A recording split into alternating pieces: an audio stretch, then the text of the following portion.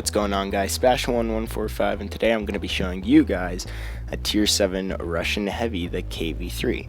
I don't have the IS, but I have the KV-3 because I was kind of interested in getting the IS-4. But yeah, this is the tier 7 in that line, and I don't know if I like it because it's a strange tank. So to get on to the stats, I guess we can talk about a bit. It gets a healthy 1300 hit points. It weighs 68 tons, I believe, so it's a pretty good ramming tank at tier 7. 600 engine horsepower, so that means this tank can reach like 30 to 40 kilometers per hour pretty easily. You get a 16-degree traverse speed, so that's quite slow, and you get power to weight ratio of 9.25 horsepower per ton, so that's quite bad as well for getting up hills. But it's a heavy tank, thus it is heavy, thus it's slow. However, if we get onto the armor, this is where it excels, and this is where the KV-3 kind of shines. So the whole armor is 120 millimeters at the front, 90 at the sides, and 90 at the rear, which is pretty strong. The turret arm is 100 all around, so the tank is very well armored for tier 7. So as in a tier 7 game, this tank is fairly strong. However, this tank gets a 122 millimeter gun. It's the D25T cannon, which is the top gun on the IS, and oh boy do I hate this gun. Oh god, it is so bad, just in so many ways. For the most part, the accuracy on the gun is the dispersion is 0.42 meters at every 100 meters. The aim time is a solid 3.4 seconds. It's overall just not the best. The gun gets like an average damage of, I believe it's 400, or it's maybe like 390 because it's a 122 millimeter gun, not a 120 millimeter. But either way, it is not the most accurate tank. It also has a fairly slow rate of fire. So yeah, and this is what happens when you get 0.42 accuracy. No.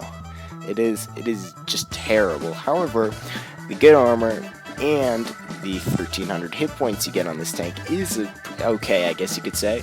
So it's actually not that bad of a tank. I'm used to very accurate guns, so I guess I'm just complaining too much, and I've had like maybe 700 games in heavies. I don't have a heavy over tier 7, so that could be another thing, but we shotgun that easy.